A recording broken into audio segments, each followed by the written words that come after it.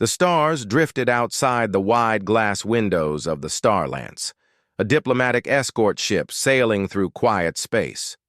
The battle had ended only hours ago, but the ship still carried the smell of burnt metal and overheated engines. Technicians hurried through the corridors, carrying tools, shouting instructions, and repairing damaged systems. Elias Trent, human engineer, moved quickly but not in a rush. His steps were steady, and his hands held a small toolbox. He was used to fixing things under pressure. Born on an asteroid station, he had grown up in workshops and repair bays, learning to patch leaking oxygen pipes before he even learned how to write. He reached the armored docking bay, where the Sarathian warriors kept their exosuits. The Sarathians were tall, broad-shouldered aliens with ridged crests along their skulls and bright, glowing eyes. Their battle armor was unlike anything humans had ever built, shaped from a living metal that reacted to touch, light, and sound. It could seal itself against airless space, absorb energy blasts, and even heal small cracks over time. In the center of the bay stood Commander Valira. Her armor, once shining silver blue, now looked scorched and battered. One shoulder plate hung loose, and sparks flickered along the chest plating. She towered over Elias, but her expression was calm and proud. "You are the human repairer?" she asked, her voice carrying the deep, smooth tone of her people. "Engineer," Elias corrected politely, putting down his toolbox. "Captain said you needed help." "What's the problem?" Valira tilted her head toward her damaged shoulder. "Armor's living threads have been cut. Sarathian techs are busy repairing the others. I was told you... Have a careful hand." Elias blinked. "Careful hand? Who told you that?" "Lieutenant Maris," she said simply. "He said your tools can work where ours cannot." That was strange. Elias knew Sarathian engineers were proud of their skills. It was rare for them to ask for human help, especially on their sacred battle suits. Still, he didn't argue. He stepped closer, examining the shoulder plate. The living alloy shifted slightly under his gaze, almost as if it sensed his attention. Fine. Hair-thin threads of metal ran through the surface. Many of them snapped. This was delicate work. "I'll need you to stay still," Elias said. "If you move, I might break more threads." Valira gave a short nod. "Do as you must, human." He opened his toolbox, taking out a narrow adjustment wand and a magnifier lens. As he worked, he felt the strange texture of the alloy under his fingers, soft and warm, almost like skin. Each time he reattached a thread, the metal pulsed faintly, accepting the repair. Valira stood perfectly still, watching him. Sarathians weren't used to being touched during armor maintenance. It was usually handled by automated repair pods. But Elias's tools worked differently. They used a mix of heat and micro-vibrations to reconnect the living alloy's fibers. Halfway through the repair, Elias adjusted a section near her neck joint. The alloy twitched under the wand, and suddenly Valira gave a short, surprised sound, a small laugh. "That tickles," she said in a tone of mild amusement. Then, leaning slightly toward him, she added, "Do it slowly, human. The alloy will settle better." Elias froze for a second, unsure how to respond. He wasn't used to tall alien warriors giggling while he worked on their armor. Still, he kept his face calm. "All right, slowly it is." He adjusted his pace, focusing on precision. The atmosphere in the repair bay felt different now, not tense, but oddly light. A couple of nearby Sarathian warriors glanced over, surprised to hear their commander laugh. "Has anyone told you," Valira said, "that your hands are unlike any other engineers?" Elias shook his head. "Not really, I just do my job." "It is unusual," she continued. "Sarathian touch is firm, direct. Yours is careful, gentle, yet it fixes what strength cannot."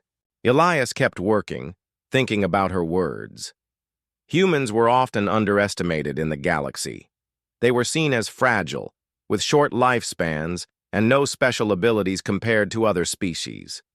But sometimes, the very things others saw as weaknesses, patience, adaptability, delicate work, were strengths in the right moment.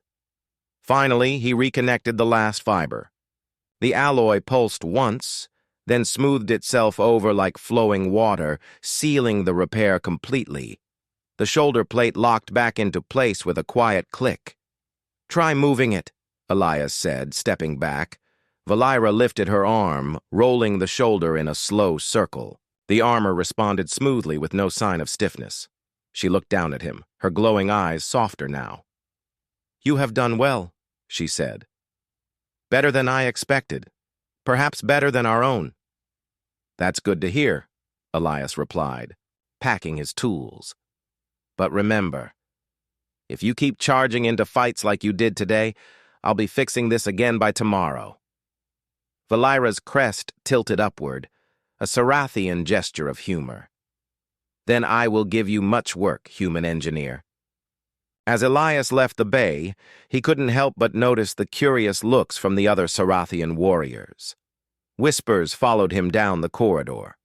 They had seen something unusual, a human working on sacred armor, and a Sarathian commander laughing during it. He had a feeling this was only the beginning. Somewhere deep inside the starlets, alarms stayed silent for now, but beyond the ship's protective shields, the galaxy was never quiet for long, and Elias Trent, with his careful hands, and human patience would soon find himself in the middle of more than just armor repairs. The next morning, the starlets felt calmer. The hum of the engines was steady again, and the smell of burnt metal had faded from the air. Repairs after the battle were almost complete, but Elias noticed something strange as he walked through. The main corridor, Sarathian warriors were watching him. They didn't glare or look angry. Instead, their glowing eyes followed him with curiosity. Some whispered in low tones. Others gave him respectful nods, which was unusual. Humans rarely got that kind of attention from Sarathian soldiers. When Elias reached the engineering deck, his friend, Chief Mechanic Doran, leaned against a wall with a grin. "You've started something," Doran said. Elias frowned. "Started what?" "The soft hands rumor," Doran explained. "They're saying you can fix armor better than their own techs. You made the commander laugh, didn't you?" Elias sighed. "It wasn't on purpose. The armor reacted strangely." Doran chuckled. "Well, congratulations. You're now officially in demand." Elias soon found out what that meant. Before the day was over, 2 Sarathian warriors approached him in the corridor, each asking, politely but firmly, if he could repair their exosuits. He declined the first request, but by the second, he realized this wasn't going to stop. That evening, Commander Valira herself came to the human engineering bay. She stood tall in the doorway, her armor gleaming after yesterday's repairs. "Elias Trent," she said, "I have a request." Elias set down his welding tool. "What kind of request?" "The diplomatic convoy will pass through Haloris Nebula in 2 days," she explained. "The nebula hides many dangers: pirates, raiders, and storms. My armor must be at its best. I would prefer you prepare it." Elias hesitated.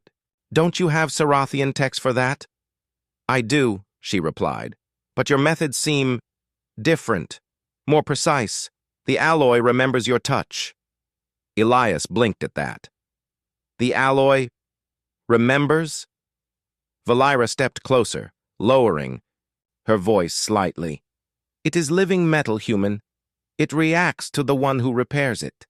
Your work yesterday made the armor more responsive than it has been in months. I do not know why, but I will not question good results." Elias finally nodded. "All right, bring it to my work bay tomorrow morning." The next day, Valira arrived without her armor, carrying it piece by piece in a containment crate. Each segment shimmered faintly, like water reflecting starlight. Elias carefully laid the parts out on his workbench. "Tell me," Elias said, "while examining a chest plate, why don't Sarathians use this metal for ships?" Valera rested her hands behind her back. "It is too rare and too reactive. The alloy is grown, not mined. It bonds to its wearer. To use it for ships would waste its potential." Elias nodded, making small adjustments to a gauntlet. "And it has weaknesses?" Valera hesitated, then answered, "Yes, it is strong against weapons, but certain harmonic frequencies can disrupt it, forcing it to lose shape. That is why we keep its details secret." Elias thought about that carefully. "What kind of frequencies?" "Only our scientists know," she said. "Or so we believed." The comment stuck in Elias's mind. He decided to run a harmless test, using a tiny sonic probe. When he activated it near one damaged seam, the alloy twitched. Interesting. If he found the exact frequency, it could be repaired faster, or destroyed faster. He didn't say anything out loud, but he filed the information away in case it became important. As he worked, Valera watched him closely. "You do not rush," she said. "Humans often hurry. Why not you?" "Because rushing breaks things," Elias replied simply. "And because the first thing my teacher told me was, if you can't fix it right, don't fix it at all." Valera gave a small nod. A wise teacher. They continued in silence for a while, except for the soft hum of tools. Elias's adjustments were slow and exact, sealing tiny cracks and strengthening the alloy's edges. At one point, the armor shifted under his hands, again, sending a ripple through the surface. Valera chuckled quietly. "It reacts to you again," she said. "You are becoming known among my crew for this. Some are jealous." "Jealous? Of what?" "I'm just fixing things," Elias replied. "To a Sarathian warrior, armor is part of the soul," Valera explained. "Letting an outsider repair it means trusting them with something sacred. You have earned that trust twice now." Elias wasn't sure how to respond, so he kept working. By the time he finished, every segment of armor looked smoother, stronger, and ready for the nebula ahead. Valera lifted the chest plate, sliding it into place. "It feels alive again," she said quietly. Then, louder, "You have my thanks, human engineer." That night, Elias was on his way to the crew's mess hall when he overheard two Sarathian warriors talking near the junction. "The human fixed the commander's armor again," one said. "It responds faster now." "Yes," the other replied. "Perhaps we should ask him, though it may be dishonorable." Elias moved on before they saw him. He was starting to realize this wasn't just about repairs. He had stepped into a cultural space humans usually never entered, and that kind of attention could be dangerous. The next morning, alarms sounded on the starlets. Not battle alarms, navigation alerts. The Halloris Nebula lay ahead, glowing in shades of green and gold through the viewports. It was beautiful from a distance, but every spacer knew it was a maze of gas clouds, hidden asteroids, and magnetic storms. Elias was in the engineering bay when Valera arrived fully suited in her newly repaired armor. "We are entering the nebula," she said. "Stay ready. If something happens, your skills may be needed." Elias raised an eyebrow. "You think something will happen?" "In the Halloris Nebula," she replied. "Something always happens." She wasn't wrong. As the starlets moved into the swirling clouds, strange energy readings appeared on the sensors. The crew grew tense. Then, while checking the armor diagnostics he had installed, Elias spotted something unusual, a faint signal pattern buried in the nebula's static. It matched the kind of harmonic frequency Valera had warned him about. That meant one thing: someone out there knew how to disrupt Sarathian armor. The Halloris Nebula swallowed the starlets whole. Outside the thick glass viewports, glowing green and gold clouds twisted like slow-moving rivers. Pulses of light flickered through the mist, each one a reminder that storms were brewing inside. Elias. Trent stood in the engineering bay, his eyes fixed on the small diagnostic screen linked to Commander Valera's armor. The signal he had seen earlier was still there, a faint, steady pulse hidden under the nebula's natural interference. It wasn't natural. The more he studied it, the more certain he became. This was an artificial frequency. Someone was broadcasting it, and it matched the kind of harmonic disruption that could weaken Sarathian armor. Valera entered the bay, her tall frame casting a long shadow across the floor. "We are holding position near the convoy," she said. "The captain believes we are safe here." Elias glanced up. "We're not alone." Her glowing eyes narrowed. "Explain." He pointed to the small display. "That signal isn't from the nebula. It's too regular. It's like someone's knocking on the door over and over." Valera stepped closer, studying the readout. "A radar frequency?" "That would be my guess," Elias replied. "If I can detect it through all this interference, then it's strong and close." On the bridge, Captain Drosan, a broad-shouldered Sarathian with a scarred crest, listened. As Elias explained the situation, the captain's face hardened. "Zorath Raiders," he said, almost spitting the name. "They like to hide in the nebula. They use stolen tech to catch us unprepared." "What do you want me to do?" Elias asked. "You will assist, Commander." "Valera," Drosan ordered. "Find their location. We will not be the prey today." Valera led Elias to the forward observation deck, where the nebula stretched endlessly. "Raider ships are built for ambush," she said. "They hide their hulls with special shielding. Even our sensors can't see them clearly." Elias thought for a moment. "What if I use your armor?" Valera tilted her head. "Explain." "I modified its sensory mesh when I repaired it," he said. "It can pick up smaller fluctuations than your standard scanners. If we use the armor's systems, maybe we can spot them." Valera gave a slow nod. "We will try it." A few minutes later, Elias stood beside her in the armor preparation room. She activated the suit, and it sealed around her like flowing water. The living alloy shimmered faintly, almost eager to move. Elias connected a small cable from his data pad to the armor's side port. "All right," he said. "I'm linking your sensory feed to my display. Turn slowly so I can map the area." Valera did as he asked, scanning the nebula in wide arcs. At first, all they saw was mist and stormlight. Then Elias noticed a ripple, a tiny distortion moving against the natural flow of the clouds. "Stop," he said quickly. "Go back a little." There. The distortion was faint, but it had the right shape. A long, narrow outline moving parallel to the starlets. Valera's voice was calm but firm. "Raider ship."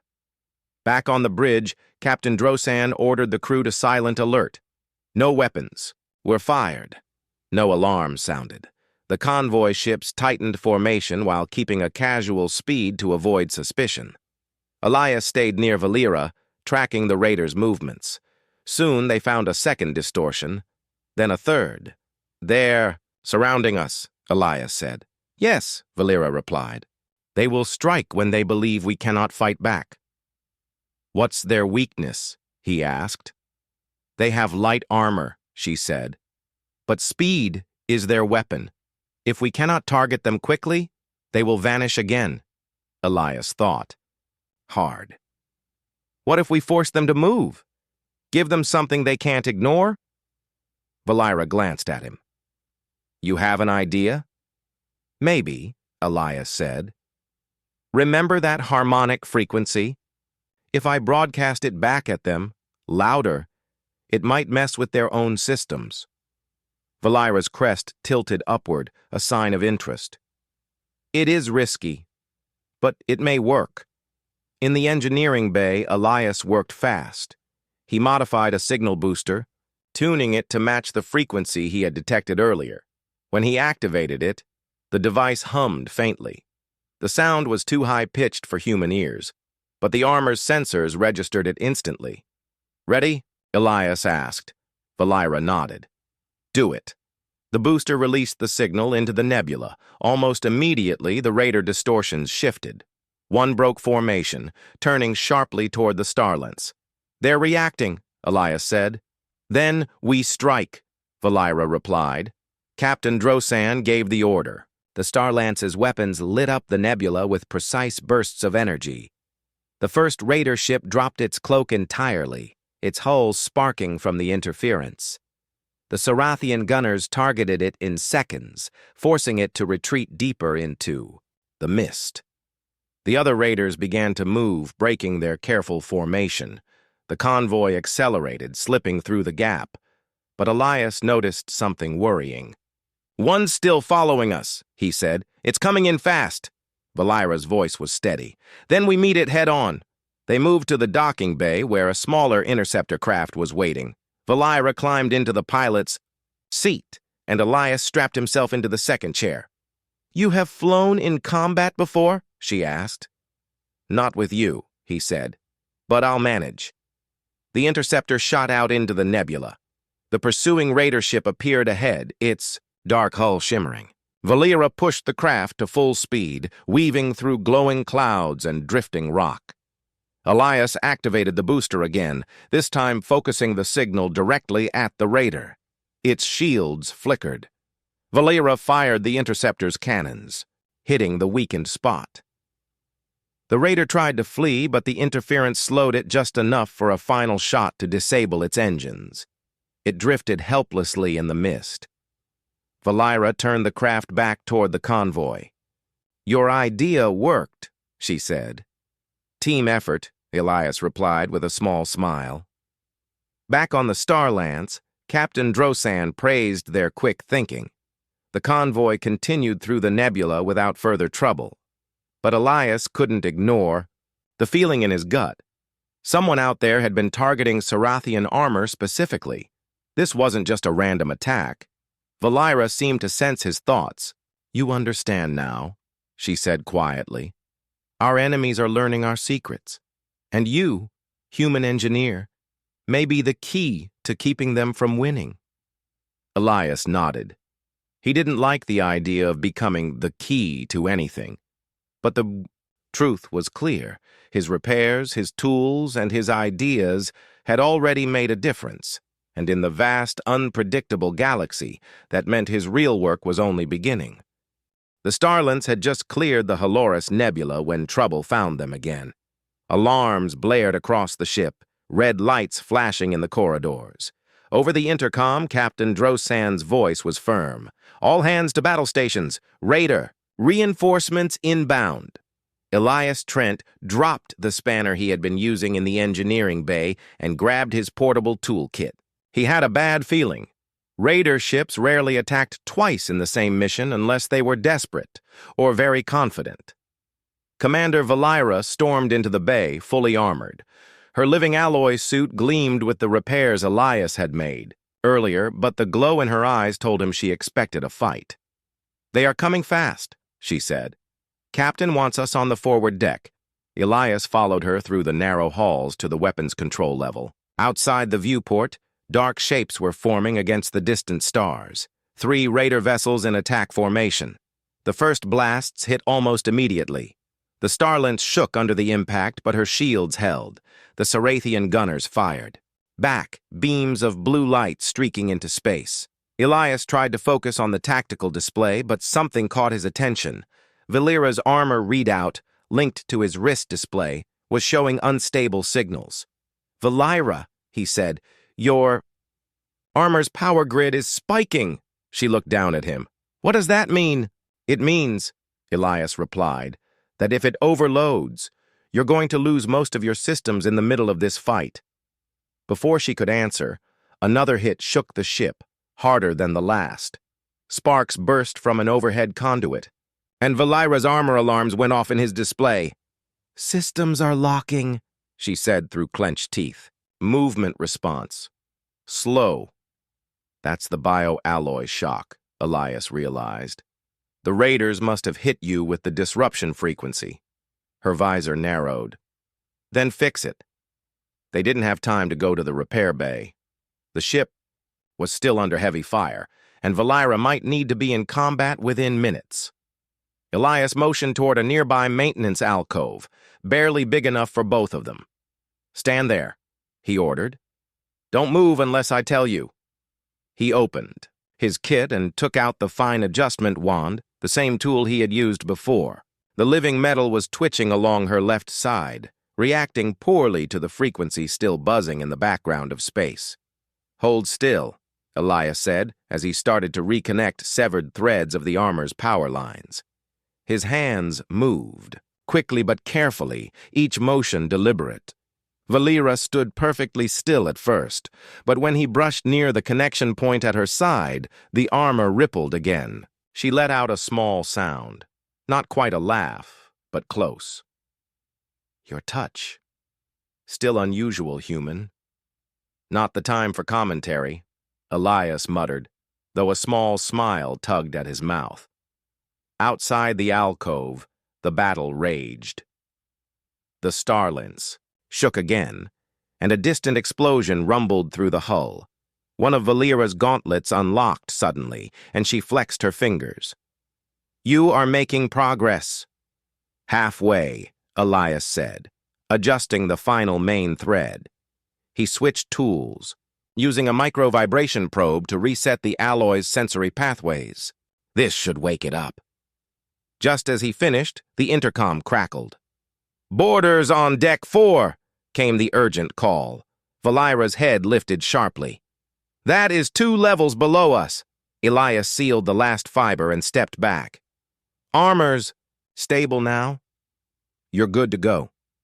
Valira rolled her shoulders, testing the suit. The response was smooth and fast again. "You have my thanks, human engineer."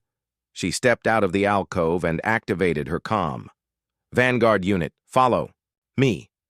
Elias should have stayed in engineering, but curiosity and worry pulled him along behind her. They reached the lift and descended to deck 4. The air was tense, filled with the sound of distant weapons fire. When the doors opened, the scene was chaos. Raider soldiers, lean armored figures with jagged helmets, were forcing their way down the corridor. Sarathian warriors were holding the line, but the raiders were pressing hard. Valira charged forward without hesitation. Her armor's freshly restored systems moved with perfect precision. She deflected incoming blasts, closed the distance, and knocked 2 raiders aside in a single motion. Elias stayed behind cover, watching her work. The living alloy shimmered with each impact, dispersing energy just as it was designed to. But then, one raider pulled out a strange device, a compact emitter. Elias recognized the design instantly. "Valira! Frequency weapon!" She turned just as the raider fired. The pulse hit her in the chest plate and the alloy rippled violently. Her movement slowed again, though not as badly as before. Elias didn't. "Think!" He ran forward, sliding to her side as she blocked another strike. "Cover me," he said quickly. Valira's only answer was to plant herself in front of him, fending off the raiders.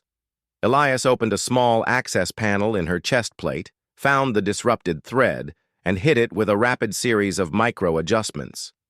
The alloy stabilized in seconds. Valira moved like lightning again, striking down the raider with the emitter. The boarding fight lasted another 10 minutes before the last raider was forced back to his ship. The Starlance's gunners took out the enemy craft as it tried to retreat. On the quiet deck, the Sarathian soldiers were catching their breath.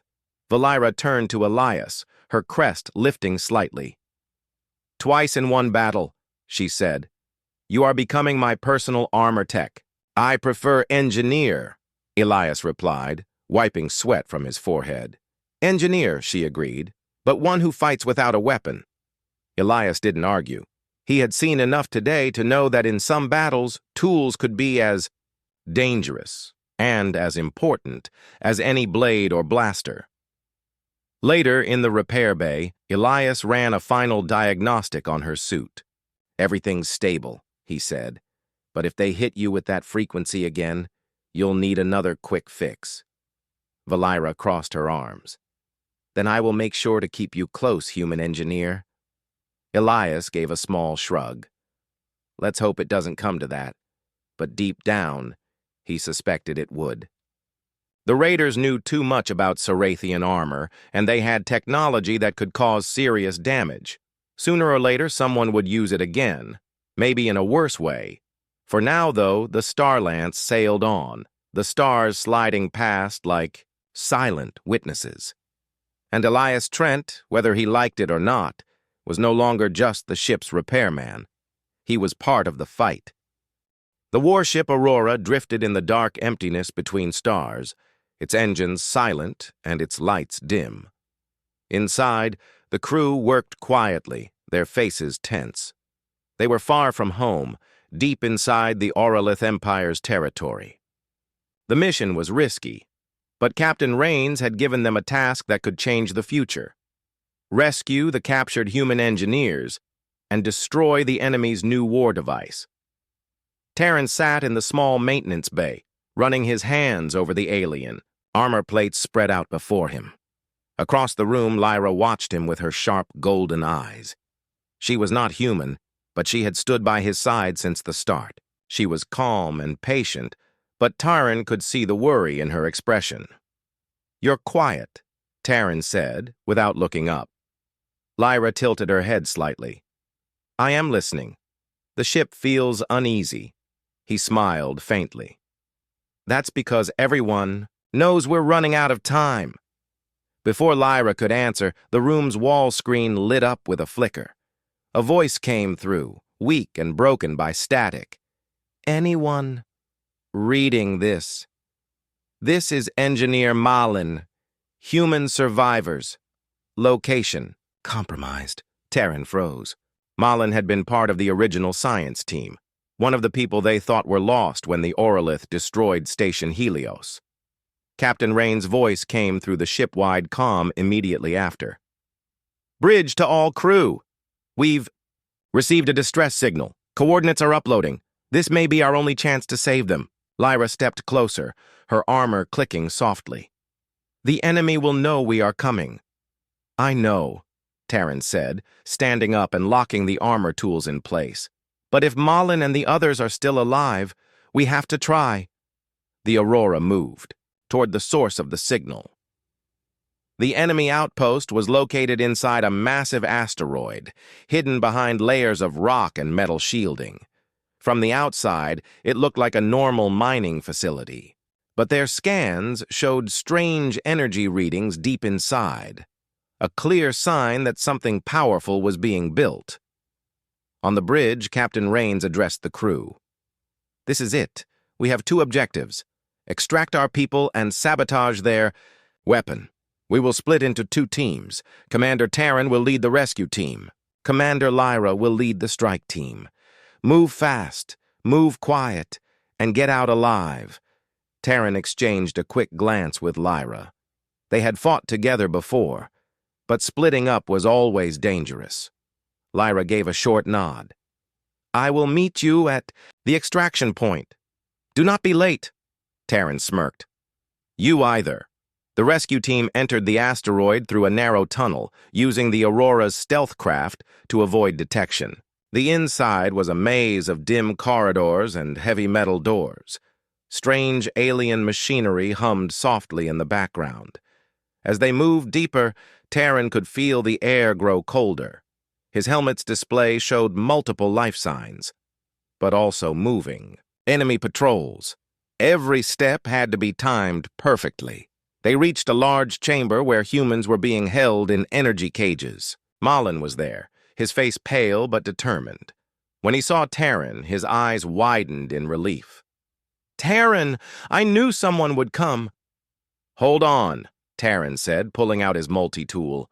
He worked quickly, bypassing the alien locks. Sparks jumped as the energy cage deactivated. Malin stumbled forward, and Taran caught his arm. "There are more," Malin said quickly. "Down the hall, but they're working on something. It's dangerous. The Aurolith want to use human neural patterns to control their new weapon." Terran's stomach tightened. Then we're ending it today. Meanwhile, on the other side of the asteroid, Lyra's strike team moved toward the heart of the enemy facility. The deeper they went, the stronger the energy readings became. At last, they entered a vast chamber where a massive machine sat in the center, glowing with a cold blue light. Lyra's sharp eyes narrowed. So this is the weapon. It was unlike anything she had seen. A hybrid of aurolith crystal technology and something distinctly human in its design. Data streams moved. Across the walls, each one pulsing with stolen knowledge. "Set the charges," she ordered. "We have 5 minutes."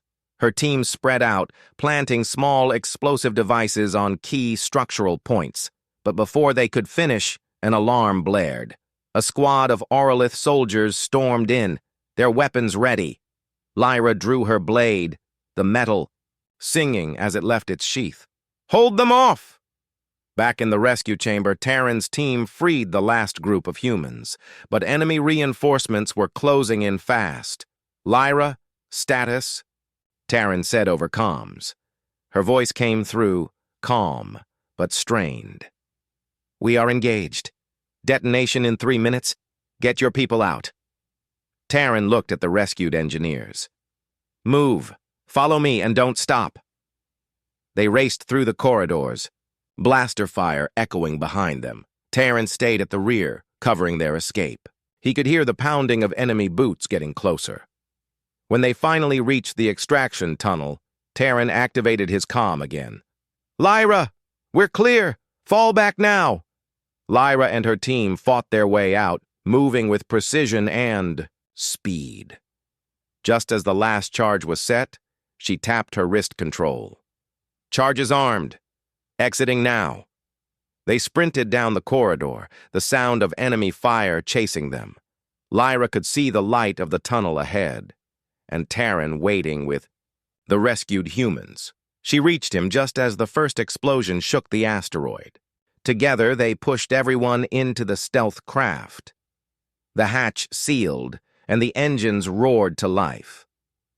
Through the viewport, Terran watched as the asteroid cracked apart, the enemy weapon destroyed in a burst of white-blue fire. On the Aurora, the rescued humans were given medical care. Malin sat beside Terran in the quiet of the medbay. "You risked everything coming here," Malin said. Terran shook his head. "No one gets left behind. Not while I'm still breathing." Lyra stepped into the room, her armor scorched but her eyes bright. "The enemy will not forget what happened today, but neither will we." Terran smiled faintly. "Good. Let them remember." Outside the viewport, the stars stretched endlessly.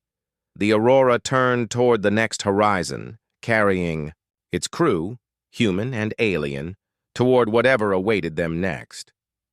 The Aurora sailed steadily through deep space, its hull gleaming softly under distant stars.